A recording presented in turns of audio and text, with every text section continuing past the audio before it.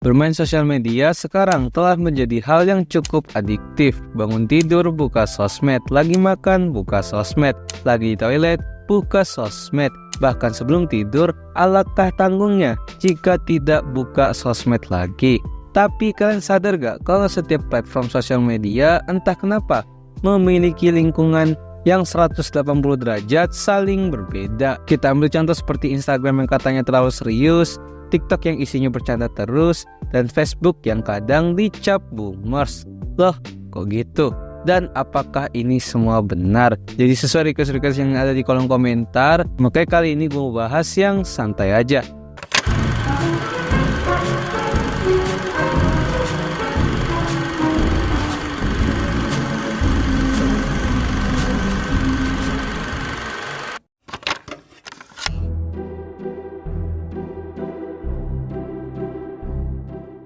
Pernah gak sih kalian ketika terjadi sebuah berita besar yang penting dan berita tersebut akhirnya merambat ke semua sosial media kalian? Disitulah momen kalian akhirnya sadar kalau netizen dari setiap sosial media itu berbeda banget. Ketika melihat beritanya dari sosial media TikTok, reaksi netizennya cukup nyebelin, dimana kerap kali jika kita ingin bertanya mengenai konteks dari berita yang sedang terjadi di kolom komentar, komentar-komentar balasan yang muncul kebanyakan malah bercanda, bahkan di luar konteks atau out of topic, sehingga komentar-komentar yang memang benar-benar ingin menjelaskan pertanyaan kita selalu saja ketimbun. Tapi jika kalian melihat berita besar lewat Instagram, entah kenapa literasi dari netizennya itu lebih melek dikit ketimbang TikTok, karena semuanya bersifat kritis dan aware dengan beritanya. Sama halnya dengan platform X atau Twitter yang malah lebih tinggi lagi literasinya. Kalau Facebook bisa dibilang netral, porsi bercandanya ada, porsi kritisnya juga ada. Dan itu juga berlaku di YouTube yang emang netral juga. Apakah kalian relate? Coba komen aja. Lalu apa dari semua alur tadi, kasta sosial media yang paling baik adalah Instagram dan juga X atau Twitter? Nyatanya enggak juga. Kita putar balik sedikit ketika ada sebuah konten atau postingan hiburan atau bahkan sebuah karya seni, posisi kasta tersebut akhirnya terbalik. Justru netizen TikTok lah yang paling bisa untuk mengapresiasi dan mensupport sebuah karya yang diposting oleh seorang kreator. Sedangkan di Instagram justru agak lain. Gak jarang komentar-komentar yang terlalu kritis sehingga kritikan selalu diberikan. Bahkan alih-alih kritik, mereka juga malah menghujat. Tapi memang apresiasinya juga gak kalah banyak tentunya. Dan untuk sosial media sisanya, semuanya bisa dibilang cukup netral. Jadi apakah sosmed yang terbaik itu YouTube dan Facebook? Karena sedari tadi selalu netral. Justru netizen dari kedua platform ini juga kadang bermasalah juga. Seperti Facebook yang entah kenapa netizennya kerap kali mempercayai berita-berita yang belum dikonfirm kebenarannya. Dan YouTube yang emang memiliki kasus mirip karena banyaknya user yang masih di bawah umur juga. Jadi sedari sini kita mungkin bisa berkesimpulan kalau TikTok itu kebanyakan hiburan dan bercanda, Instagram terlalu serius, Twitter lebih kritis dan serius lagi, dan Facebook dan YouTube yang cukup netral. Dan apakah statement yang menjadi kesimpulan tadi itu benar adanya? Memang secara di lapangan, platform sosial media tadi terlihat banget memiliki keunikan perilaku dari netizennya masing-masing.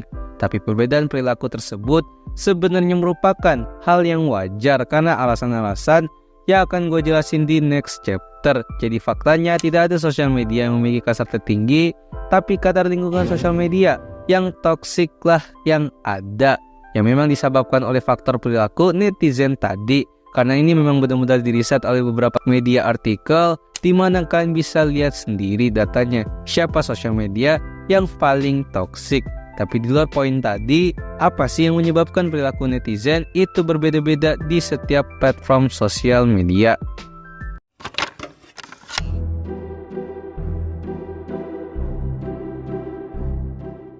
Alasan paling simpel dan paling utama dari kerandoman perilaku netizen di setiap sosial media adalah tentu karena faktor siapa yang menggunakan aplikasi tersebut.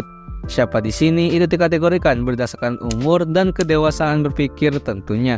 Kalian heran kenapa TikTok isinya bercanda-bercanda terus?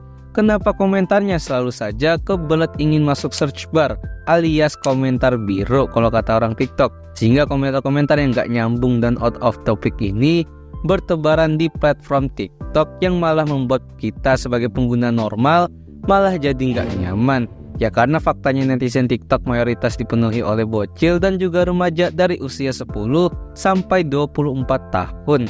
Dan yang orang dewasanya itu dikit pakai dikit banget. Hingga wajar aja kalau banyak konten-konten FOMO ataupun komentar-komentar yang kebelet viral karena memang rata-rata usia penggunanya merupakan rata-rata usia yang pikirannya masih belum matang dan masih berkembang untuk menjadi lebih baik dan dewasa juga. Lalu kalian bertanya, kenapa di Instagram isinya orang-orang yang serius semua? Tentunya karena rata-rata umur penggunanya adalah remaja dewasa, yakni umur 18 sampai 24 tahun. Yang remajanya juga sudah mulai serius dikit dan dewasanya yang memang apa-apa selalu kritis, sehingga nggak heran postingan hiburan aja bisa ditanggap dengan terlalu serius karena memang standar humor atau standar pikiran netizen di Instagram pun juga jauh beda dengan TikTok. Untuk komentar-komentar negatif tentu saja itu hanya faktor haters yang semua sosial media pasti ada, dan itu berlaku untuk platform lain seperti Twitter yang didominasi oleh orang-orang dewasa yang sudah kritis dan berpengalaman dalam berbagai aspek, dan juga sedikit remaja tentunya.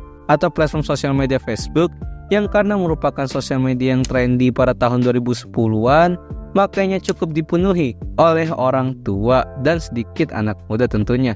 Pada intinya, rata-rata umur netizen lah yang memang membuktikan perilaku-perilaku netizen di setiap platformnya. Tapi itu juga hanya sebatas data saja. Terkadang nyatanya mau sosmed manapun itu, semua tipe netizen, mau itu yang suportif atau yang nyebelin, semua tetap ada, walaupun hanya berbeda di jumlahnya saja. Pada akhirnya, semua sosial media memiliki dampak yang sama, yaitu positif atau negatif, tergantung bagaimana kita bisa mengatur konsumsinya. Jadi apakah menurut kalian statement-statement yang orang lain katakan tentang perilaku netizen di setiap sosial media itu benar?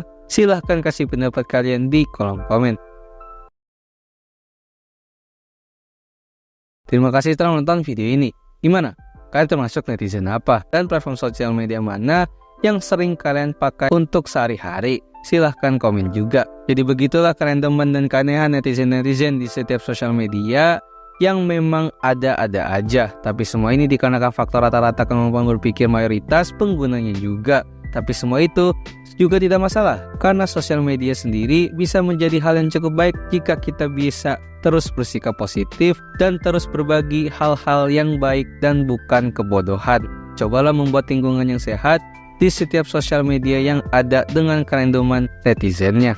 Jadi kira-kira kalian punya internet culture apa lagi yang bisa gue bahas di segmen ini?